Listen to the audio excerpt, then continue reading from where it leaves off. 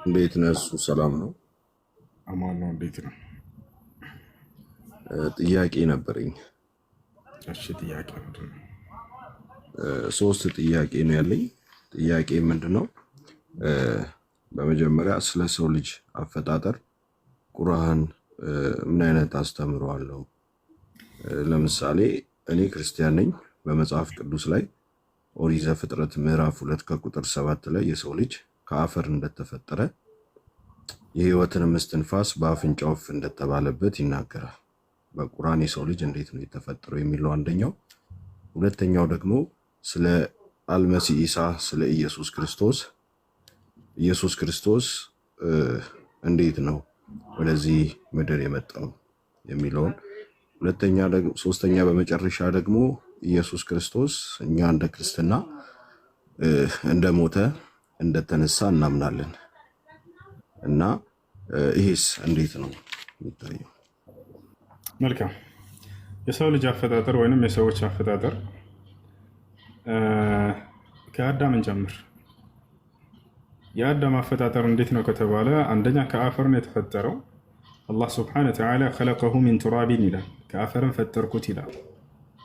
ያ አፈር ብቻውን አልነበረም፣ ውሃም ነበር። ወሁወ አለዚ ኸለቀ ሚነል ማኢ በሸረን ይላል፣ ሰውንም ከውሃ ፈጠርኩት እያለ ይናገራል አንድ ቦታ ላይ። ስለዚህ አፈሩ ከውሃ ጋር ተቀላቅሏል። የዛኔ ምን ይሰጣል? ሲቀላቀል ጭቃ ይሰጣል። ያ ጭቃ በሚቆይ ጊዜ በጣም ሲቆይ ጊዜ ሽታ ይኖረዋል እንደምናውቀው። ከዛ ከጭቃ አላህ ስብሐነሁ ወተዓላ ቀረጸውና ደግሞ በቅርጽ ሰራው። ከዚያ በኋላ ነፍስን ዘራበት። ፈኢዛ ሰወይቱሁ ወነፈኽቱ ፊህ ሚን ሩሒ ፈቀዑ ለሁ ሳጅዲን ይላል። ፍጥረቱንም ማስተካከየ በሰራሁት ጊዜና ከመንፈሴን በዘራሁበት ጊዜ እያለ አላህ ስብሐነሁ ወተዓላ ይናገራል። ይህ የመጀመሪያው የሰው አፈጣጠር ነው። ሁለተኛዋ አፈጣጠር ደግሞ የሔዋን አፈጣጠር ነች። ሔዋን ደግሞ ለየት ባለ መልኩ ነው አላህ የፈጠራት። አላህ በቁርአን ላይ ነብዩ ሰለላሁ ዐለይሂ ወሰለም ሐዲስ ላይ ሲናገሩ ምን አሉ? አላህ በቁርአን ላይ ምን አለ? ወሚን አያቲሂ አን ኸለቀኩም አላህ ስብሐነሁ ወተዓላ ሲናገር ምን አለ? ወሚን አያቲሂ አን ኸለቀኩም ሚን ቱራቢን ثم إذا أنتم ومن آياته أن خلق لكم من أنفسكم أزواجا ይላል። ከተአምራቶች መካከል ከራሳችሁ ጥንዳችሁን መፍጠር እያለ ይናገራል። ከአደም ዓለይሂ ሰላም ጥንዱን እንደፈጠረለት ይነግረናል። በነቢያችን ሰለላሁ ዐለይሂ ወሰለም በሐዲስ ላይ ምን አሉ? ኸለቀ ላሁ ሐዋ ሚን አደም ሚን ሸቅህ ልአይሰር አሉ። አላህ ሐዋን ወይም ሔዋንን ከአዳም የግራ ጎን ፈጠራት አሉ። ይህ የሁለተኛዋ የእርሷ አፈጣጠር ነው። ሶስተኛው አፈጣጠር ደግሞ የመሲሁ ነው። መሲሁ የተፈጠረው ከድንግል ማርያም ነው። ማንም ወንድ ሳይገናኛት፣ ማንም ወንድ ሳይነካት በንጽህናዋ ሳለች አላህ ስብሐነሁ ወተዓላ ያለ ወንድ ከእርሷ ብቻ ሰውን ፈጠረ። ያንንም መሲሁ ዒሳ ዓለይሂ ሰላም ናቸው። ይታቸዋል። አራተኛው ደግሞ አፈጣጠር የእኛ አጠቃላይ የሰዎች ነው። ወንድና ሴት በሚያደርጉት ግብረ ስጋ ግንኙነት የተፈጠረን ነን ማለት ነው። ይህ ነው። ሁለተኛው ጥያቄ ምንድን ነው? ሁለተኛው እንደገና ይቅርታ፣ ሉቃስ አለ። የሉቃስ ወንጌል ላይ ማን ነው ስለ ኢየሱስ ክርስቶስ እንደሞተ እንደተነሳ ይናገራል እና በቁርአን አስታወስኩት። መሲሁ ዒሳ ዓለይሂ ሰላም አላህ ስብሐነሁ ወተዓላ እንግዲህ በእስራኤል ምድር ላይ መልእክተኛና ነቢይ አድርጎ ልኳቸዋል። ረሱለን ኢላ በኒ እስራኤል ይላል። ወደ እስራኤል ልጆችም መልእክተኛ አድርጌ ልኬዋለሁኝ አለ። አላህ በርካታ ተአምራትን ሰጥቶት ነበር። መሲሁ ዒሳ ዓለይሂ ሰላም እንደ ቀደምት ነቢያት ተአምር እንደተሰጡት እርሱን ተሰጥቷል። የእርሱ ተአምር ምን ነበር? ሙታንን የማስነሳት ተአምር ተሰጥቷል። ማየት የተሳናቸውን መፈወስ፣ መናገር የተሳናቸውን ድዳዎችን መፈወስ፣ ለምጽ ያለባቸውን መፈወስ፣ ሌላም በርካታ ተአምራትን አላህ ስብሐነሁ ወተዓላ ሰጥቶታል። እነዚህ ሁሉ ግን ምናቸው? የነቢይነቱ የመልእክተኛነቱ ማረጋገጫዎች ናቸው። እሱም ሲናገር ምን አለ? ወጂእቱኩም ቢአየት ሚን ረቢኩም፣ እነዚህ ከጌታቸው ከአላህ የተሰጠዋቸው ተአምራቶችን ነው የሰጠዋቸው ያመጣሁላችሁ እያለ ይናገራል። እንግዲህ ከዚያ በኋላ ይሄን አልተቀበሉም አይሁዶች። እነዚህን ድግምት ናቸው አሉ፣ አንተም ሐሰተኛ ነህ ብለው አስተባበሉት። በዚህ ጊዜ እርሱን ለመግደልና ለመስቀል አሰቡ። አላህ ስብሐነሁ ወተዓላ ቃል ገባለት እንደሚያድነውና እንደሚወስደው። ወመከሩ ወመከረ አላህ ይላል። መሲሁንም ለመግደልና ለመስቀል አሴሩ፣ እኔም ተንኮላቸውና ሴራቸውን አከሸፍኩኝ። እኔ የተንኮለኞችን ተንኮል የሴረኞችን ሴረኛ የማከሽፍ ነኝና ብሎ ተናገረ። ወላሁ ኸይሩል ማኪሪን። መሲሁን ምን አለው? ኢዝ ቃለ ላሁ ያ ዒሳ ኢኒ ሙተወፊከ ወራፊዑከ ኢለየ ወሙጠሂሩከ ሚነ ለዚነ ከፈሩ አለው። አንተ የማርያም ልጅ ዒሳ ሆይ እኔ አንተን ልወስድህ ነው ላነሳህም ነው ከነዚያ ከካዱትም ላድንህ ነው አለው። እንደሚያድነው ቃል በቃል ገባለት። አላህ ስብሐነሁ ወተዓላ ቃሉን ፈጸመ፣ መሲሁን አነሳው። ወማ ቀተሉሁ ወማ ሰለቡህ ይላል። አልገደሉትም፣ አልሰቀሉትም። ታዲያ ምን ተደረገ? የት ሄደ? በል ረፈዐሁ ላሁ ኢለይህ፣ በእውነትም እኔ አምላኩ አላህ ወደ ሰማይ አንስቼዋለሁ እያለ ይናገራል። ነቢዩ ሙሐመድ ሰለላሁ ዐለይሂ ወሰለም ሰባቱን ሰማያት ባረጉ ጊዜ የሶላትን ትእዛዝ ከአምላክ ዘንድ ለመቀበል እጠለዕቱ ፊ ሰማኢ ታኒያ ፈረአይቱ ዒሳ ዐለይሂ ሰላም አሉ። ወደ ሁለተኛው ሰማይም ባረግኩኝ ጊዜ የማርያምን ልጅ መሲሁን አገኘሁት አሉ። ፈሰለመ ዐለየ ወረሐበ ቢ ወደዓሊ ብልኸይር ወቃል መርሐበን ብልአኽ ሳሊሕ ወነቢይ ሳሊሕ፣ በእኔም ላይ ሰላምታን አቀረበልኝ አሉ። ያኔ አሰላሙ ዐለይከ ወረሕመቱላሂ ወበረካቱ የሚለውን የአላህ ሰላም እዝነት በረከት በአንተ ላይ ይስፈን ሙሐመድ አላቸው። ወረሐበ ቢ ማለት አቀባበልም አደረገልኝ ማለት ነው። ወደዓሊ ብልኸይር ለእኔም በመልካም እንዲገጥመኝ ከአምላካቸው ዘንድ እየሄዱ ነው ትእዛዝን ለመቀበል። በመልካም እንዲገጥመኝም ከአምላኬ ዘንድ ጸሎት አደረገልኝ፣ ዱዓ አደረገልኝ አሉ። ምን ብሎ ተቀበላቸው ከተባለ መርሐበን ብልአኽ ሳሊሕ ወነቢይ ሳሊሕ፣ መልካሙ ወንድሜ መልካሙ ነቢይ እንኳን ወደ ሰማይ ዓለም መጣህ ብሎ ተቀበላቸው። እና ይህ ነው ያለው ነገር። እና ዳግም ይወርዳል ወይ? አዎ ዳግም ይወርዳል፣ መሲሁ ይመጣል። ይሄን እንደሚመጣ ማመን ግዴታ። ዳግም እንደሚወርድ ያላመነ ሙስሊም አይደለም። ይህን አላህ በቁርአን ላይ ሲናገር ወኢነሁ ለዕልሙ ልሳዓቲ ፈላ ተምተሩነ ቢሃ ይላል። የማርያም ልጅ መሲሁ ዳግም ወደ ምድር ይወርዳል፣ ይሄም የትንሣኤ ቀን ምልክት ነው፣ ይህንን እንዳትጠራጠሩ መውረዱን ይለናል። በዛቸው ያለ ዳግም ይወርዳል። እንደ ማንኛውም ሰው የሚቆየ ቆይታ ጊዜ አለ። የዛኔ ቆይቶ ያንን እንደ ማንኛውም ሰው ይሞታል። የዛኔ በሚወርድ ጊዜ ምን ያደርጋል ከተባለ በእርሱ ላይ ለዘመናት የተዋሸበትን ተሰቅሏል፣ ተገድሏል፣ አምላክ ነው የሚለውን ነገር ይህን ስህተት እንደሆነ ያስተምራል። ነቢያችን ሰለላሁ ዐለይሂ ወሰለም የንዚሉ ዒሳ ብን መርየም ፊ አኺሪ ዘማን ፈየክሲሩ ሰሊብ አሉ። የዘመኑ ፍጻሜ ላይ መሲሁ ይወርዳል፣ መስቀልን ይሰብራል አሉ። በምድር ላይ የዛኔ አንድም አካል አይኖርም የሚያምን ቢሆን እንጂ ብሎ ቃል በቃል አላህ ይናገራል። ነቢ ሰለላሁ ዐለይሂ ወሰለም ተናግረዋል። አላህ በቁርአን ላይ ወኢን ሚን አህሊል ኪታቢ ኢላ ለዩእሚነነ ቢሂ ቀብለ መውቲሂ ወየውመል ቂያመቲ የኩኑ ዐለይሂም ሸሂዳ ይላል። የዛኔ በምድር ላይ አንድም አይሁድ ክርስቲያንም ሌላ አይኖርም የሚያምኑ ቢሆን እንጂ ይላል። የምድር ሰው እንዳለ አማኝ ይሆናሉ። የዛኔ ራቻል መሲሁ ምድር ላይ ወርዶ የአምላክን ሕግና ስርዓት ፈጽሞ አስፈጽሞ የምድር ሰው እንዳለ ለአንድ አምላክ ለአላህ ታዛዥ አድርጓቸው ያልፋል፣ ይሞታል። ከዚያ በኋላ ይህ ነው ወላ የብቃ ፊ ዘማኒሂ ኢላ ልኢስላም ከማ ቃለ ነቢ ሰለላሁ ዐለይሂ ወሰለም በመሲሁ ዘመን ኢስላም እንጂ ሌላ ማንም አይኖርም ምድር ላይ ብለው ከእስልምና ውጭ ሌላ ሃይማኖት እንደማይኖር ተናግረዋል። እሺ አመሰግናለሁ ወንድሜ። በማቴዎስ ወንጌል ምዕራፍ 27 ከቁጥር 46 ላይ ኤሎሄ ኤሎሄ ላማ ሰበቅታኒ ብሎ ጌታችን በ9 ሰዓት በተሰቀለ ጊዜ ተናግሯል። ይህንን የወንጌል ክፍል እንዴት ትመለከተዋለህ? እንግዲህ ይህን ያለው አካል አምላኬ አምላኬ ሆይ ስለምን ተውከኝ ማለት ነው አይደለ? አምላኬ አምላኬ ሆይ ስለምን ተውከኝ ብሏል ኢየሱስ ክርስቶስ ነው። አሁን እዚህ ጋር ኢየሱስ ክርስቶስን መለስ ብለን ካየነው ቀድሞ ምን ብሏቸው ነበር ለሐዋርያቶች? በዛሬዋ ሌሊት ሁላችሁም ስለ እኔ ትሰናከላላችሁ፣ እያንዳንዳቸውም ወደ የቤታችሁ ጥላችሁን ትሸሻላችሁ፣ ዳሩ ግን የላከኝ ከእኔ ጋር ስለሆነ አይተወኝም ብሏቸዋል።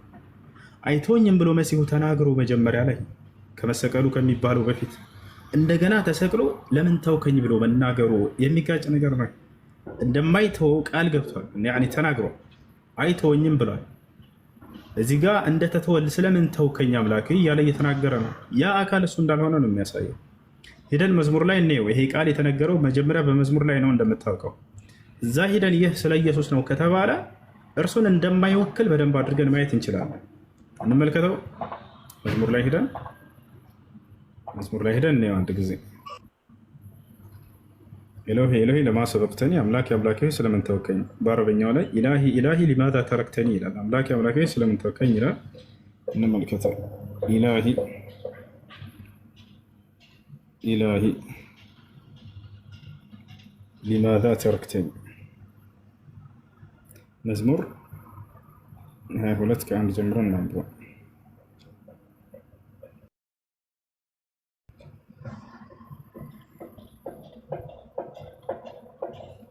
መዝሙር ያው እነዚህ ጋር የሚገኘው ይህ ስለ ኢየሱስ ክርስቶስ በትንቢት መነጽር ወደፊት የሚከሰተውን የተናገረው ነው ተብሎ ይታመናል። እንግዲህ ይህ ቃል ነው መስቀል ላይ ሆኖ የተናገረ የሚባለው። አምላኬ አምላኬ ለምን ተውከኝ? እኔን ከማዳንና ከጩኸቴ ቃል ሩቅ ነህ ይላል። አምላክ ከኢየሱስ ክርስቶስ ቃል እንደው ሩቅ ነው? በፍጹም አይደለም። ጸሎቱን የሚቀበለው አካል እንደሆነ ኢየሱስ ራሱ ተናግሯል። ምን ብሏል ኢየሱስ? አልዓዛርን በሚያስነሳ ጊዜ አባት ሆይ ስለሰማኸኝ አመሰግናለሁ፣ ሁልጊዜም እንደምትሰማኝ አውቃለሁ አለ። ሁልጊዜም ተጣርቶ ኢየሱስ ጸሎቱ ተቀባይነት ያለው አካል እንጂ የሚመለስበት አይደለም። ይሄ አካል ግን የተሰቀለው አካል ተሰሚነት እንዳላገኘ የሚናገር አካል ነው። በፍጹም ኢየሱስ አይደለም። ይህ አካል ለምን ተውከኝ ይላል። ኢየሱስ የላከኝ ግን ከእኔ ጋር ስለሆነ አይተወኝም ብሎ የተናገረ አካል ነው። እኔን ከማዳንና ከጩኸቴ ቃል ሩቅ ነህ ይላል። ኢየሱስ ክርስቶስ አድነኝ እያለ ለምኗል። ዮሐንስ ወንጌል ምዕራፍ 12 ቁጥር 27 ላይ አባቱ አድነኝ ብሏል አይደለ? ያ ጸሎቱ ታዲያ ተሰምቶለታል ወይ ከተባለ ዕብራውያን ምዕራፍ 7 ቁጥር 5 ላይ ምን ይላል? ኢየሱስም በሕይወት በምድር ላይ በነበረበት ጊዜ ከሞት ሊያድነው ወደሚችል ከብርቱ ጩኸትና ከልመና ጋር ምልጃን አቀረበ፣ እግዚአብሔርንም ስለመፍራቱ ጸሎቱ ተሰምቶለታል ይላል። ለመዳን የጠየቀው ጥያቄ ያኔ ጸሎቱ ተሰሚነት አግኝቷል ብሎ ተናግሯል። ይህ አካል ግን እኔን ከማዳን ከጩኸቴ ቃል ሩቅ ነህ ይላል። አምላኬ አለ ቀጥሎ ይህ አካል በቀን ወደ አንተ እጠራለሁ አልመለስክልኝም አለ። በሌሊትም እንኳ ረፍት የለኝም አለ። ታዲያ ኢየሱስ ክርስቶስ ጸሎት አድርጎ አምላክ አይመልስለትም? የሚመልስለት አካል ነው። እወደዋለሁኝና መልስለታለሁም ብሎ ተናግሯል። ገብታችኋል አይደል? ይህ አካል ግን ጸሎት አድርጎ ተሰሚነትን ያላገኘ አካል ነው። ቀጥሎ እስራኤል የተመሰገንክ አንተ ግን በቅድስና ትኖራለህ ይላል። በእስራኤል የተመሰገንክ አንተ ግን በቅድስና ትኖራለህ። አባቶቻችን አንተን ተማመኑ ይላል። ተማመኑ አንተም አዳንካቸው ይላል። ወደ አንተ ጮሁ ያኔ አመለጡም አለ። አንተንም ተማመኑ አላፈሩም አለ። እኔ ግን ትል ነኝ አለ። እኔ ግን ትል ነኝ ሰውም አይደለሁም፣ የሰው ማላገጫ በሕዝብ ዘንድ የተናኩ ነኝ አለ። አሁን እዚህ ጋር በደንብ አስተውላችሁ ከሆነ አባቶች ለምነው ተሰሚነትን አግኝተዋል። ይህ አካል ግን እኔ አላገኘሁም የሚል አካል ነው። ገታችኋል አይደለ? ይህ ነው። ሌላው ነገር እንደምታውቀው ይህ ትንቢት ስለ ኢየሱስ ክርስቶስ ነው ብለህ ይታመናል። ሉቃስ ወንጌል ምዕራፍ 4 እዚህ ጋር ያለው ምን ይለዋል? እግርህም በድንጋይ ከቶ እንዳትሰናከል በእጃቸው ያነሱሃል ተብሎ ተጽፏልና የእግዚአብሔር ልጅ ከሆንክ እያለ ይናገራል። ከዚህ ጀምሮ ይናገራል። ይህ በመዝሙር ላይ የሚገኘውን ነው እዚጋ ያስቀምጠው። ይጠብቁህ ዘንድ መላእክቱን ስለ አንተ ያዝልሃል። ያኔ መሲሁ ይታዘዝለታል መልአክ እንዲጠብቁት ዘንድ። እግርህም በድንጋይ ከቶ እንዳትሰናከል በእጃቸው ያነሱሃል ተብሎ ተጽፏልና ይላል። ተጽፏል ሲል የቱ ጋር ነው የተጻፈው? መዝሙር ላይ ነው የተጻፈው። ይሄን የት እንደተጻፈ እንመልከት። መዝሙር ላይ ነው የተጻፈው። ይሄን ቃል በቃል የምናገኘው እዚያ ጋር ነው። ያ ይታያል። ቀጥታ እዚህ ጋር ስትነካ ኮከቡ እንዳውም ያመጣልሃል። ምን ይላል? መላእክቱን ስለ አንተ ያዝልሃል፣ እግርህም በድንጋይ ከቶ እንዳትሰናከል በእጃቸው ያነሱሃል ተብሎ ተጽፏልና። እዚህ ጋር ስንጫነው ይሄ ቃል የት እንደተጻፈ ያመጣልናል። መዝሙር 91 ላይ እንደሆነ ያሳየናል። መዝሙር 91 ላይ ሂደን ቀጥታ እንመልከት። መዝሙር 91 ስለ ኢየሱስ እንደሆነ አዲስ ኪዳን አስቀምጦታል። ምን ይላል እዚያ ጋር መዝሙር 91 የሚለውን እንይ። አሁን ያልነው ቃል ያውና ቀጥታ እዚህ እናገኘዋለን። ያው መዝሙር 91 በመንገድ ሁሉ ይጠብቁህ ዘንድ መላእክቱን ስለ አንተ ያዛቸዋልና በእግርህም በድንጋይ እንዳትሰናከል በእጆቻቸው ያነሱሃል ይላል። በተኩላና በእባብ ላይ ትጫማለህ፣ አንበሳውንና ዘንዶውንም ትረግጣለህ አለ። እንግዲህ በጠላቶቹ ላይ የበላይነትን እንደሚጎናጽፍ መሲሁ ተነግሮለታል። እነዚያ ሰዎች አይደለም ይዘው ገድለው ሊሰቅሉት ሊያሸንፉት፣ እርሱ የበላይ ይሆንባቸዋል፣ ያሸንፋቸዋል። እርሱ ድል ይነሳል እንጂ በእርሱ ላይ ድል አይነሱም። እነዚያ ሰዎች በእኔ ተማምኗልና አስጥለዋለሁኝ አለ። ስሜንም አውቋልና እጋርደዋለሁኝ አለ። ኢየሱስ ክርስቶስ በአምላኩ የታመነ ነበር። መጽሐፉ እንደሚናገረው አስጥለዋለሁ እያለ ተናግሯል። ከምንድን ነው የሚያስጥለው? ከላይ እየተናገረ ነው። እየተናገረ ስለ ጠላቶቹ ነው። ከእነርሱ እንደሚያስጥለው እንደሚጠብቀው ነው። ስሜንም አውቋልና እጋርደዋለሁ አለ። ይጠራኛል አለ። ታዲያስ እመልስለታለሁ አለ። ቅድምስ የተናገረው ሰው ጠርቶት አልመለሰለትም። እነሱ ተማመኑ፣ አንተንም ለመኑ፣ አደረክላቸው፣ እኔ ግን በቃ ተውከኝ እያለ የሚናገር አካል ነው። ይጠራኛል እመልስለታለሁኝ አለ። ምን ብሎ ጠርቶታል? ዮሐንስ ወንጌል ምዕራፍ 12 ቁጥር 27 ላይ አባት ሆይ አድነኝ ብሎ ጠርቶታል። ቀጥሎ ምን አለ? በመከራውን ጊዜ ከእርሱ ጋር እሆናለሁኝ አለ። አድነዋለሁ። ያ ሰላም፣ ይድናል። አከብረዋለሁም አለ። ያኔ ለጠላቱ አሳልፎ አይሰጠው። ረጅም ዕድሜንም አጠግበዋለሁ ማዳኔንም አሳየዋለሁ አለ። ረጅም ዕድሜን የጠገበው እንደ እስልምና መሲህ ነው ብለን ነው የምናምነው። ምክንያቱም ከተወለደበት ጊዜ አንስቶ እስካሁን ድረስ ሞትን ያልቀመሰ እርሱ ነው ብለን እናምናለን። ረጅም ዕድሜን አጠግበዋለሁ ብሎ በትንቢት ተነግሮለታል። ያው እስካሁን አልሞተም ብለን የምናምነው እኛ ነን። ከማንም በላይ ከአዳም ከኖህ ከሁሉም በላይ ረጅም ዕድሜ የጠገበው እርሱ ነው። ማዳኔንም አሳየዋለሁ አለ። መዳኑን ያያል ራሱ እና ይህ ነው። አመሰግናለሁ ወንድሜ። ያው ግን በመጽሐፍ ቅዱስ ላይ በብዙ ቦታ ላይ ጌታችን እንደሚነሳ ራሱም እንደተናገረ እንደሚሞት እንደሚነሳ ተናግሯል። በማቴዎስ ወንጌል ምዕራፍ 28 ከቁጥር 5፣ ማርቆስ ወንጌል 16:6፣ ሉቃስ 24፣ ዮሐንስ 20 እንዲሁም ደግሞ በቁርአን ላይ ራሱ ጌታችን ኢየሱስ ክርስቶስ ሁለት አይነት የተሳሳተ ነገር ለመመልከት ተመልክቻለሁ። የመጀመሪያው አንደኛው አንተ እንዳልከው ነው። በአልኢሳ 4:157 ላይ የመርየምን ልጅ አልመሲ ኢሳን ገደልን በማለታቸው ረገምናቸው። አልገደሉትም፣ አልሰቀሉትምም። ነገር ግን ለእነርሱ የተገደለው ሰው በኢሳ ተመሰለ በማለት ይናገራል። በእርግጥ አልገደሉትም ተብሎ ተጽፏል፣ እንዳልሞተ ይናገራል። ሁለተኛው ደግሞ በሱረቱ መርየም 19:33 ላይ ሰላምን በእኔ ላይ ነው፣ በተወለድኩ ቀን በምሞት ቀን ሕያው ሆኜ በምቀሰቀስበትም ቀን ይህ የመርየም ልጅ ኢሳ ነው፣ ያ በእርሱ የሚጠራጠሩበት እውነተኛ ቃል ነው ተብሎ ነው የተጻፈው። ስለዚህ አንድ ይሄው እኮ ይላል ይህ የመርየም ልጅ ኢሳ ነው ይላል እና አሁን ይሄ እንደሞተም እንደሚሞትም ይናገራል። ያኛው ደግሞ እሱን የገደሉ እንደመሰላቸው ይናገራል። ሁለተኛ ደግሞ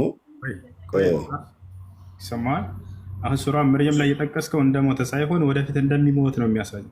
ወሰላሙ አለየ የውመ ውሊድቱ ወየውመ አሙቱ ነው የሚለው። በምሞትም ጊዜ አለ እንጂ በሞትኩ ጊዜ አይደለም የሚለው። አንደኛ እዚህ ጋር ወደፊት የሚሞተውን ነው። ወደፊት ይሞታል ብለን እናምናለን እኮ። ወየውመ ኡብዐቱ ሐያ ሕያው ተደርጌ በምቀሰቀስም ጊዜ ሕያው ሆነን እንቀሰቀሳለን። ስለዚህ ያ ነው። ከዚያ በፊት መለስ ብለህ ብታየው ስለ ዮሐንስ ወይንም ስለ ያሕያ ያለፈው ገጽ ላይ ቃል በቃል ስለ መሲሁ የተነገረውን ይናገራል። ስለዚህ ዮሐንስ ሞቶ ተነስተዋል ማለት ነው አይደለም። ላሳየህ። ወሰላሙን ዐለይሂ የውመ ወሊደ ወየውመ የሙት ወየውመ ዩብዐሱ ሐያ ይላል። ቃል በቃል ለመሲሁ የተጠቀመውን ቃል አላህ ለዮሐንስ የሚጠቀመው። ስለዚህ ስለ ሁሉም ስለ ሰዎች ወደፊት ስለሚሆነው እየተናገረ እንጂ ስለ ሞቶ መነሳት አይደለም። አንድ ጊዜ ላሳየህ ያነሳኸውን ቦታና ከእርሱ ጋር ስለ እርሱ ራሱ ቃል በቃል ስለ ዮሐንስ የተናገረውን ላሳየህ። ሱራ መርየም ላይ ይገኛል። አሁን ያመጣህ የመጀመሪያ የቱ ጋ ነው? ያና እዚህ ጋር ይሄ ነው አይደለ? ሰላምን በእኔ ላይ ነው በተወለድኩ ቀን በምሞትበትም ቀን ሕያው ሆኜ በምቀሰቀስበትም ቀን ይላል። ይሄ ነው አይደለ? ሉቃስ ኒውተን አንሳ። ሉቃስ ይሄ ነው አይደለ? አሁን ይሄን ቃል በቃል ለያሕያ ተጠቅሞታል ወይንም ለዮሐንስ። መለስ ብለን እዚያው ላይ ማየት ብቻ ነው። ምን ይላል? ያው ምን ይላል? በተወለደበት ቀን እና በሚሞትበትም ቀን ሕያው ሆኖ በሚነሳበትም ቀን ሰላም በእርሱ ላይ ይሁን ይላል። ስለማን? ስለ ዮሐንስ ነው፣ ስለ ያሕያ። ያው እዚህ ጋር ምን ይላል? ስለ ዮሐንስ ስለ ያሕያ እንደሆነ ያሕያ ሆይ ይለዋል። ያሕያ ማለት የዘከርያስ ልጅ ነው። ስለዚህ ይህ በሁላችንም ላይ የሚሆን ነገር ነው። መሞታችንና መነሳታችን ወደፊት ለያሕያም እንዲሁ ይጠቀመዋል። ለሁላችንም የሚጠቀመው ነገር ነው። አላህ ሱብሓነሁ ወተዓላ እዛው አሁን ያልከው ላይ አሁን የጠቀስነው 19:33 ላይ አሁን እንዳልከው ሰላምም በእኔ ላይ ነው በተወለድኩ ቀን በምሞትም ቀን ሕያው ሆኜ በምቀሰቀስበትም ቀን ይህ የመርየም ልጅ ኢሳ ነው የሚለው እንጂ አንተ እንዳልከው አይደለም። እና ሁለተኛ ደግሞ አሁን አየህ አይደለ? በተወለድኩበትም ቀን በምሞትበትም ቀን ሕያው ሆኜ በምቀሰቀስበትም ቀን አለ። ስለ ዮሐንስስ ምን አለ? ቃል በቃል ይሄንኑ ተናገረ ቁርአን። ስለዚህ ዮሐንስ ሞቶ ተነስቷል ማለት ነው። በተወለደበትም ቀን በሞተበትም ቀን ሕያው ሆኖ በሚቀሰቀስበትም ቀን ይላል። አየህ። ስለዚህ እያወራ ያለው ስለ ወደፊት ስለሚሆነው ለሰዎችም የሚጠቀመው ቃል ነው እያልኩ ነው። እንደ አጠቃላይ እዚህ ቦታ ላይ መሲሁ ዳግም ወርዶ እንደሚሞትና ዳግም እንደሚነሳ ነው። ይህን አላህ ስብሐነ ወተዓላ በቁርአን ላይ ይነሳ። እስካሁንስ ምንድን ነው ከተባለ ድኗል አላህ ስብሐነ ወተዓላ። ሁለተኛ ደግሞ አሁን ይሄ የማቴዎስ ወንጌል ምዕራፍ 27 ከቁጥር 46 ላይ በነገራችን ላይ አንተ እዚህ እንትን የምትላቸው ነገሮች እና ሌሎች አሁን ኡስታዞች የሚናገሩት ነገር በጣም የተለያየ ነው። ኢየሱስ ክርስቶስ ፈጣሪው አላህ ነው። ምክንያቱም እሱ ራሱ ሲሰቀል በማቴዎስ ወንጌል ምዕራፍ 27 ከቁጥር 46 ላይ ኤሎሄ ኤሎሄ ብሎ ተናግሯል። የተጣራው አላህን ነው ብለው ነው የሚያስተምሩት። ብዙ ሰዎችን በጠየኳቸው ሰዓት ላይ የመለሱልኝ መልስ።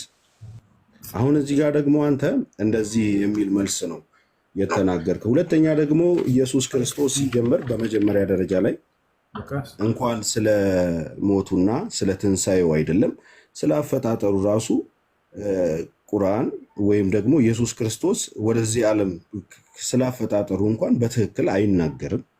የመጀመሪያው ምንድነው?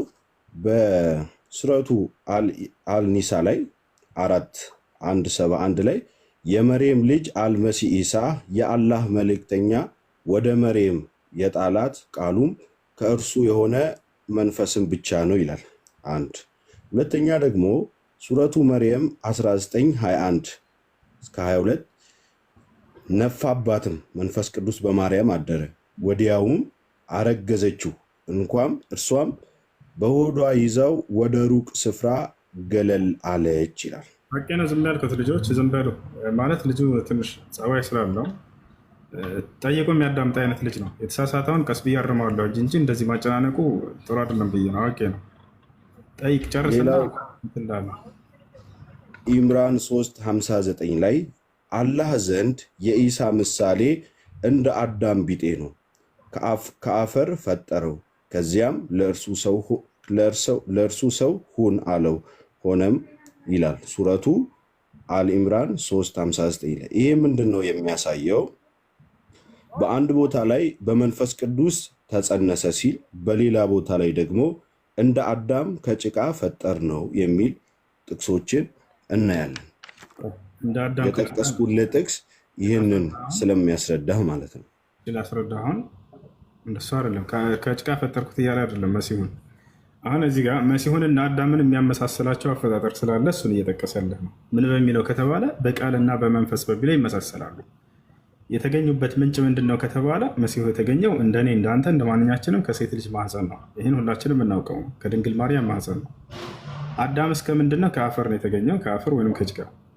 እሺ ታዲያ የሚያመሳስላቸው ነገር ምንድን ነው? እሱ ሱራ ላይ የተጠቀሰው ከተባለ በቃል መገኘታቸው ነው። መጨረሻ ላይ ከሆነ ምን አለ?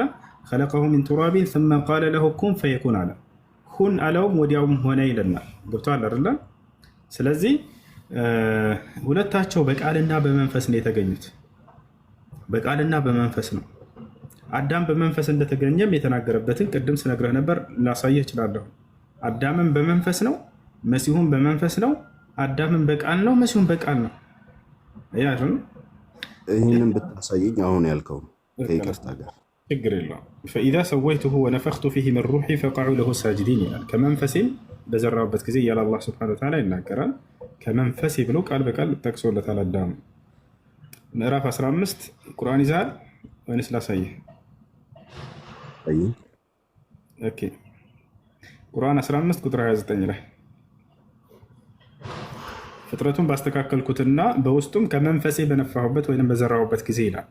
ከመንፈሴ ብሎ ገልጸዋል። መሲሁንም አላህ ከመንፈሱ ሲል ምን ማለት ነው ከተባለ ከፈጠራቸው መንፈሶች ለማለት ነው። አላህ ስብሐነሁ ወተዓላ መንፈስን ፈጥሯል። እቺ ሰው ህያው የሚሆንባት ነገር አለች አይደለ? በምንሞት ጊዜ ነፍስ ከስጋ ጋር የምታደርገው መለያየት ሞት ይባላል። ያችን ነገር ፈጥሯታል አላህ ስብሐነሁ ወተዓላ። ከዚያች አዳምንም ሆነ መሲሁንም በዚያ ፈጠርኳቸው እያለ እየተናገረ ነው። እሺ እና በቃልም ነው ያስገኛቸው። በወንድ ዘር ፈሳሽ አይደለም የተገኙት፣ በቃል ነው። አዳምን አላህ ስብሐነሁ ወተዓላ ፍጥረቱን ካስተካከለ በኋላ ነፍስን ከዘራበት በኋላ ሁን የሚለውን ቃል አስተላለፈ። ሰው ሁን አለ፣ ወዲያውም ሆነ። ثم قال له كن فيكون ከዚያም ሰው ሁን አልኩት፣ ወዲያውም ሆነ ይላል። ስለ መሲሁም ልክ እንዲሁ ሁን በሚለው ቃል ነው ያስገኘው። መልአኩ ገብርኤል ወደ ማርያም ጋር ተልኮ በመጣ ጊዜ ከአላህ ዘንድ ምን ብሎ ተናገረ? ቃለት ረቢ አና የኩኑ ሊ ወለድ አለች። ማርያም ጠየቀችው በሱራ አሊ ዕምራን ላይ እኔ እንዴት ለእኔ ልጅ ሊኖረኝ ይችላል አለች። ወለም የምሰስኒ በሸር ወንድ የሚባል ያልነካኝ ሰው ሆነ አለች። ቃለ ከዛሊከ ላሁ የኽሉቁ ማ የሻ አላት። መልአኩ ገብርኤል ምን አላት? ልክ እንዲሁ አምላክሽ አላህ ያሻውን ይፈጥራል። ኢዛ ቀዳ አምረን ፈኢነማ የቁሉ ለሁ ኩን ፈየኩን። አምላክሽ አላህ አንድን ነገር ለመፍጠር ባሰበ ጊዜ ሁን ይለዋል፣ ወዲያውም ይሆናል። ስለዚህ አዳምም ሁን በሚለው ቃል ተፈጠረ፣ መሲሁም ሁን በሚለው ቃል ተፈጠሩ። ይህ የሚያገናኛቸው የሆኑ ነገራቶችን በቃልና በመንፈስ መገኘታቸውን አላህ ሱብሓነሁ ወተዓላ እየተነገረ ነው። አመሰግናለሁ ወንድሜ። ያው ከአዳም የተፈጠረው ከእስትንፋስ ነው ያልከው። አፈጣጠሩ ላይ ራሱ ስለ ሰው ልጅ አፈጣጠር ቁርአን ብዙ የተሳሳቱ ነገሮችን እንደሚናገር ለመመልከት ችያለሁ። ለምሳሌ የሰው ልጅ ከውሃ እንደተፈጠረ ይናገራል። ቅድም ለማስረዳት ሞክራል፣ ውሃና ጭቃ ምናምን። ግን ከውሃ ከጭቃ ከሸክላ ከረጋ ደም እንዲሁም ደግሞ ከሚገማ ውሃም ከሚገማ ጭቃም እንደተፈጠረ ይናገራል። አልኒብራ 21:30 ላይ ይሄ ራሱ የሰው ልጅ ስላፈጣጠሩ ራሱ ትክክል የሆነ ነገር የለውም። በዚህ ልክ ሄደን ያው ስለ ኢየሱስ እንትን ለማውራት ስለማይመች ብዬ ነው አሁን ያልከው። እንደሱ አይደለም። እሺ መጽሐፍ ቅዱስ ይዛ ሰው ከአፈር ነው የተፈጠረው ብለናል አይደል? ስለዚህ ከጭቃ ስላለ ይጋጫል ወይንም ተሳስተዋል የሚል ድምዳሜ ላይ ይደርሳል አይደል? እና እዚህ ጋር አንድ ጊዜ ምን ይላል እዚህ ጋር ሉቃስ አንድም የተናንሳውና አንብበው። እዚህ ጋር መጽሐፍ ቅዱስ ይሳሳታል፣ ተጋጭቷል፣ ተሳስቷል ብለህ እንድትናገር ልክ በቁርአን ላይ እንደተናገርከው ልጋብዘች። ምን ይላል? እነሆ በእግዚአብሔር ፊት እኔ እንደ አንተ ነኝ፣ እኔ ደግሞ ከጭቃ የተፈጠርሁ ነኝ። ከጭቃ የተፈጠርኩ ነኝ። ሰው ከጭቃ ተፈጥሮ አልተፈጠረም። ሰው ከጭቃ ተፈጥሮ አልተፈጠረም፣ ተፈጥሯል። አሜን ነው። ስለዚህ ከአፈር ነው ከጭቃ የተፈጠረው። አልተጋጨም። ምንም የተጋጨ ነገር የለውም። እንዲህ ታዲያ ቁርአን ከጭቃ ከአፈር ሲል ተጋጨ ነው ማለት ነው። ከረጋ ደም እንደተፈጠረ ይናገራል። ቆይ ይሄን ጨርስ አንድ ጊዜ። ከጭቃ ተፈጥሯል አልተፈጠረም? ተፈጥሯል። ከአፈርስ ተፈጥሯል? ቀደም ከጭቃና ከአፈር ስላለ ቁርአን ተጋጭቷል ተሳስቷል ሁሉ ስትላል አስቆምኩህም። ማስቆም ይችል ነበር። ተሳስቷል አትበል፣ ተጋጭቷል አትበል። እዚህ ጋር አልገባኝም ብለህ ጠይቅ ልልህ ነበረ። ግን በገዛ መጽሐፍህ ላይ እንድትፈርድ አወጣሁልህ። አሁን ምን እንድትል? ከጭቃ ከአፈር ስላለ ተጋጭቷል ስላልከን ከጭቃና ከአፈር ይላል መጽሐፍ ቅዱስ። ከጭቃ ተፈጥሯል ወይ ስልህ አዎ አልከኝ። ከአፈርስ አዎ። ስለዚህ ተጋጭቷል አልተጋጨም? ሁለቱ የኔን ሀሳብ ገብቶሃል? በመጀመሪያ እሱ ሀሳብን ሳይሆን አንተ ባመጣኸው ሚዛን መሰረት ይህን እንድትመዝን አሁን የምፈልገው። ከአፈር ካለ ከአፈር ነው፣ ከጭቃ ስላለ ተጋጭቷል ብለና ከጭቃና ከአፈር የሚለው ይጋጫል አይጋጭም? ይስማማል ካልከን ቁርአንም እንደሚስማማ ልታረጋግጥልኝ። አሁንም የኔ ጥያቄ አልገባህም። ምናልባት ግልጽ ላድርግልህ። ይህን አንድ ጨርስና ችግር የለውም። ይህ ከአፈር ነው የተፈጠረው የሰው ልጅ ከጭቃ ነገርኩ እኮ አፈርና ጭቃ አንድ ነው። ግን ይሄ ከዚህ ደግሞ ተቃራኒ ያለ ነው ቁርአን ላይ እያልኩ ያለሁት።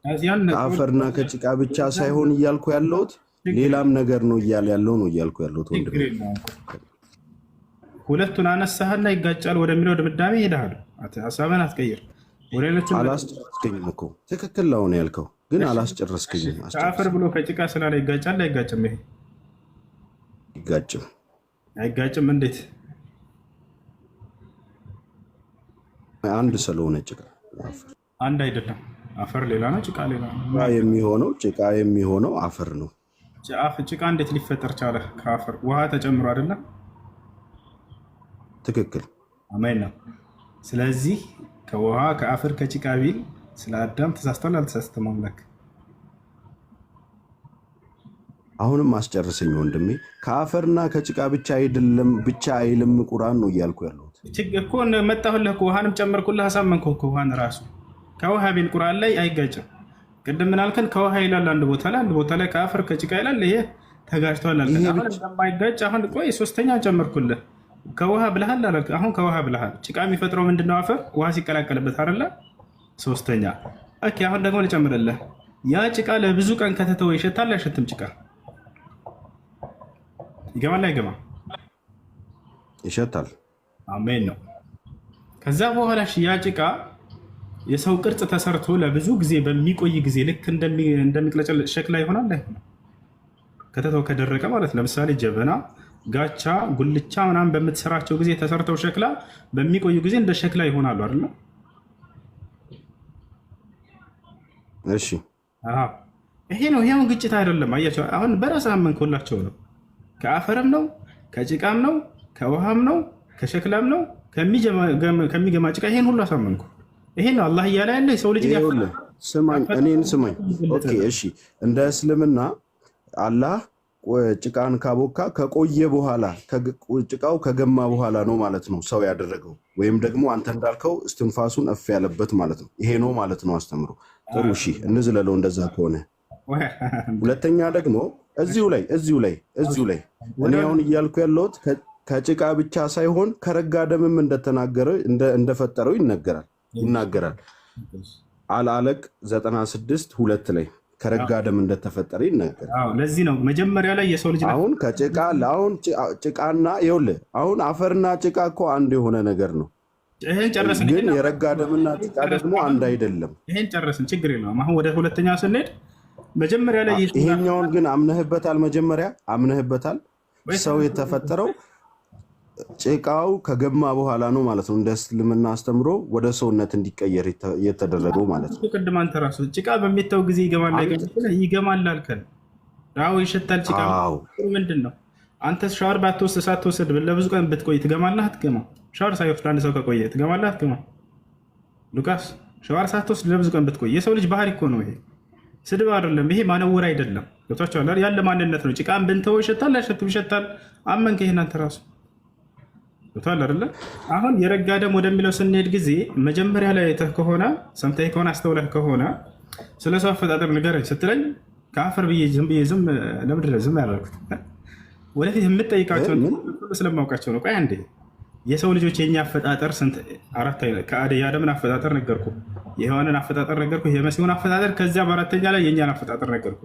የእኛን አፈጣጠር ነው አሁን ሱረቱል አለቅ ላይ እየጠይቅ ያለ ነው። ከረጋ ደም የሚለው ስለ አዳም አይደለም፣ ስለ ሔዋንም አይደለም። ገብቶሃል አይደለ? ከረጋ ደም የሚለው የኛ በእናትና በአባት የምንገኘውን የሰው ልጆችን አጀማመር እየተናገረ ነው። መጀመሪያ ስፐርም ነው አይደለ ሉቃስ? አዎ ያ ስፐርም በሚቆይ ጊዜ የረጋ ደም ይሆናል። ከዚያ በኋላ እንደገና ልክ እንደተላመጠች ስጋ ትሆናለች። ከዛ አጥንት ትለብሳለች። ከዛ ሙሉ በሙሉ አላህ ስብሐነሁ ወተዓላ በዚያች ላይ ሩሕን ይዘራባታል። ከዛ ሰው ሆኖ ይወጣል። ይህን ሂደት በሚገርም ሁኔታ ኢስላም ይጠቅሳል። የረጋ ደም የሚለው የእኛን የሰው ልጆችን አጀማመር ነው። በወንድና በሴት ፈቃድ ስለምንገኘው እንጂ ስለ አዳም አይደለም። በጣም ጥሩ ወንድም። ስለዚህ በማህፀን የሚፈጠረው ልጅና የሚወለደው እኛ የተወለድነው አፈጣጠራችንና መጀመሪያ የነበረው አዳም የተፈጠረው አፈጣጠራችን የተለያየ ነው ማለት ነው። ምክንያቱም እሱ ከጭቃ ነው የተፈጠረው፣ ይሄኛው እንደዚህ ነው ማለት ነው። ስለዚህ ፍጥረት ሁሉ አንድ አይደለም አፈጣጠሩ ማለት ነው በእስልምና አስተምሮ። በሁሉም ነው እንጂ እኔ እናንተ እንዳዳም ነው እንደተፈጠር ነው ከአፈር ነው የእሱን በሰው እሱ በጭቃ የተፈጠረበትን ባህሪውን ሁሉን ነገር ይዘን ነው እኛ አፈጣጠር ፍጥረቱን ስጋነታችን ራሱ እሱ የተፈጠረበትን ነው። ትክክል። ነገር ግን እኛ የተፈጠር ነው እኛ ከዘር ፈሳሽ ከወንድና ከሴት በሚገኙ ዘር ፈሳሽ ከዚያ አዳም ሆኖ ከዚያ ስጋ ለብሶ መንፈስ ተዘርቶበት ሰው ሆነ። ያ ነው። እሺ ሌላ ጥያቄ አለ? አሁን በቃ ተመልሰልኛል። የተረዳሁት ነገር ምንድን ነው? በቃ የሰው ሁሉ በእስልምና አፈጣጠር ፍጥረት እያንዳንዱ ነገር መጀመሪያ አዳም የነበረው ስጋና እኛ ያለን ነገር አንድ አይደለም የሚለውን ተረድቻለሁ። ምክንያቱም ግኝታችን ራሱ አንድ ስላልሆነ ማለት ነው። ግኝታችን አንድ አይደለም። የተፈጠረው አዳም ከአፈር ነው። እሱን ጨረስን። የእኛ ደግሞ አፈጣጠር እያሉ ያው ይለያል። እኛ አዳም ከዘር ፈሳሽ አይደለም የተፈጠረው ከአፈር ነው። ይህን እኔም አንተም የምንቀበለው ነው። እኔ እናንተም ከዘር ፈሳሽ ነው የተፈጠር ነው። ይህን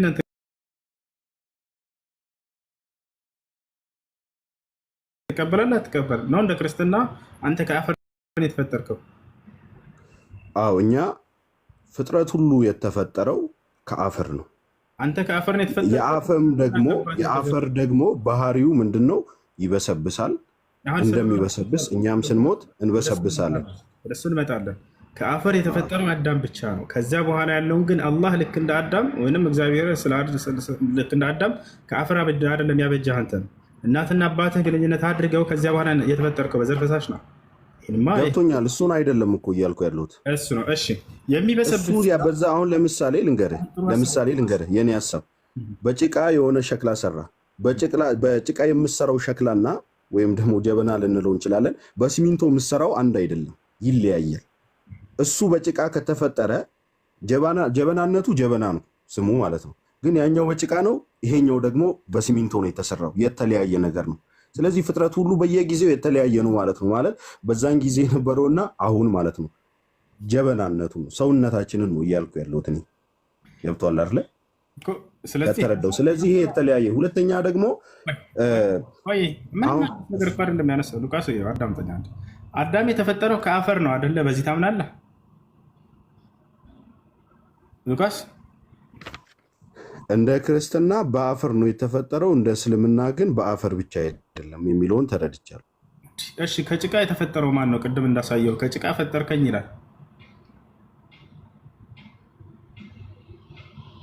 ከጭቃ ተፈጠርኩ አስተምሮ ምን አልከኝ? እግዚአብሔር ሆይ ከጭቃ ፈጠርከኝ ብሎ ቅድም አስነብቤ ሰው ከጭቃ ተፈጥሯል ወይ ስለ አዎ ተፈጥሯል አላልክም እንዴ?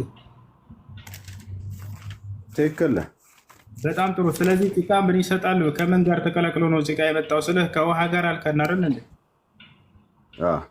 ያ በሚቆይ ጊዜ ይሸታል፣ አይሸትም? ይሸታል። ተሰርቶ በቅርጽ በተሰራ ጊዜ እንደ ሸክላ ይሆናል ወይ? አዎ ይሆናል። ይሄን እኮ ኢስላም ያስቀምጠን። አሁን ይሄንን ጨረስን። ቅድም የሆነች ነገር አንስተህልኛል። ይኸውልህ እዚሁ ላይ ይኸውልህ አሁን ካልከው መልሰህ ሳይሆን ዝም ብለህ ሳይሆን መሄድ ያለብህ እኮ ማለት ነው ትክክል። ይህም እኔም እኮ አምኜበታለሁ። ምንድን ነው ያልከኝ? ጭቃ ተፈጥሯል፣ ጭቃ ሲቆይ ደግሞ ይሸታል አልከኝ። አዎ ይሸታል፣ እኔም አልኩ አይደለ? ስለዚህ ከሚገማ ጭቃ ፈጠር ነው ካለ በቃ ከገማ በኋላ ነው ማለት ነው የሰው ልጅን የፈጠረው። ምክንያቱም ከዛ ፈጠርኩት ስላለ ጭቃው ከተቦካ ከገማ በኋላ ነው የሰው ልጅን የፈጠረው አላህ ተብሎ በእስልምና ያስተምራል ነው እያልኩ ያሉት። አንተም ያስረዳኝ ይህንን ነው። በዚህ ደረጃ ላይ በዚህ ፖይንት እግዚአብሔር መቼ ነው የፈጠረው? ሰው አይታወቅም መጽሐፍ ቅዱስ ላይ። የኛ አምላክ ግን ያውቃል። መቼ ነው ሰውን የፈጠረው እኮ አልኩ እኮ። አሁን እኮ አንተ በምትመልስ ወደ ሌላ ቦታ አትሂድ፣ ወደ ሌላ ቦታ አትሂድ፣ ወደ ሌላ ቦታ አትሂድ፣ መልስ። እዚህ ራስህ ባልከው መልስ። መጀመሪያ ጭቃ ሲቆይ ይሸታል ካልክ የሰው ልጅ የተፈጠረው ደግሞ ከሚገማ ነው ካልክ ከቆየ በኋላ ከገማ በኋላ ነው ማለት ነው የተፈጠረው። ይሄ ነው። ለምን አታምንም? አስተምሯል። ታፍርበታለህ እንዴ? ለምን ታፍርበታለህ? ተገባሽ እንዴ? እግዚአብሔር መቼ ነው ሰውን የፈጠረው? አሁን ትያዝ ነው በቃ አካሄደህ ቀየርክ። እስካሁን መረዳት ወላሂ በጣም ስለተረዳ የሆነ ነገር ያገኘ መስሎት ነው። እሱ በደንብ አድርገህ ደረሰህ። አሳመንከው። ቅድም ፍጥረትን ሁሉ ፈጥሮ ከጨረሰ በኋላ ላይ አልጠየኩም። ማንበብ ትችላለህ። አልጠየኩም። እሱ ከውሃ ጀምሮ እስከ ሁሉም ቅድም አምናሃል። እንዴት ጀምሮ ከውሃ ጀምሮ እንደፈጠረው ዘርዘር። እግዚአብሔር ካልሆነ ሰውን አልፈጠረውም ማለት ነው።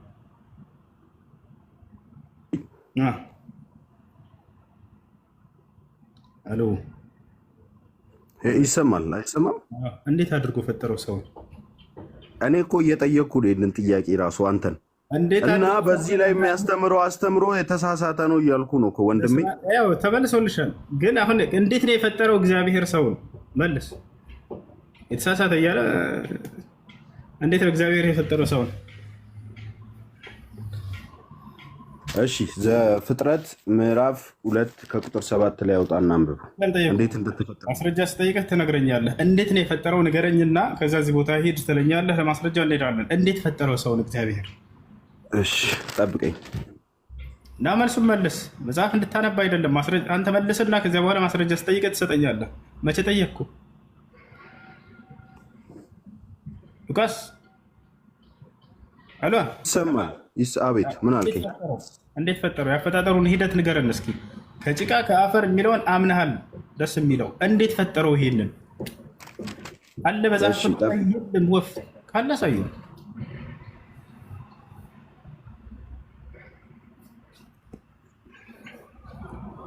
የሰው ልጅ የተፈጠረበት እንዴት መሰለ? ኦሪት ዘፍጥረት ምዕራፍ 20 ምዕራፍ 2 ከቁጥር 7 ላይ አንብብና እዛ ላይ ሄደ በመጽሐፍ ቅዱስ ትረዳዋለህ። አንብበው። አንብብልን። አውጣና መጽሐፍ ይዘሃል መቼም እያነበብክ ነው አይደል? መጽሐፍ ይዘሃል። አንብብልን እስኪ ምን ይላል? እሺ ዘፍጥረት 2 ከቁጥር 7 ላይ እግዚአብሔር አምላክም ሰውን ከምድር አፈር ፈጠረው፣ በፊቱም የሕይወትን እስትንፋስ እፍ አለበት፣ ሰውም ሕያው ነፍስ ያለው ሆነ ይላል። እሺ ከጭቃ ፈጠረው ይለናል መጽሐፍ ቅዱስ ላይ። እንዴት ነው ከጭቃ ሊፈጥር የቻለው?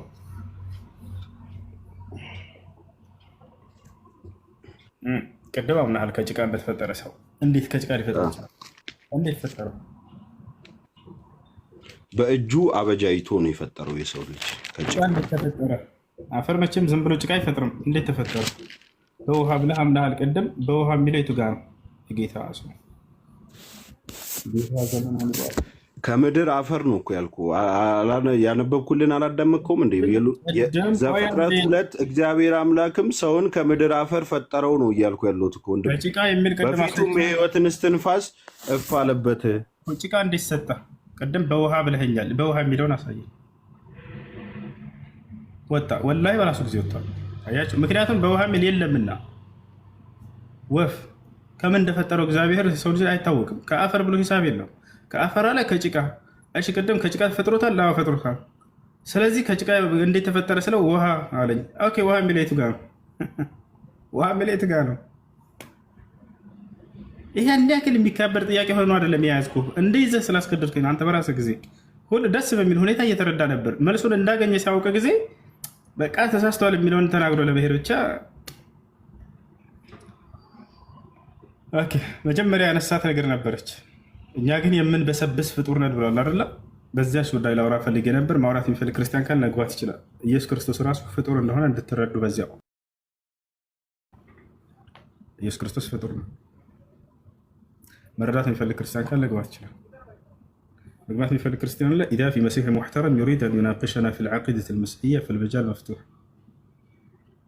بالدليل والبرهان والاحترام።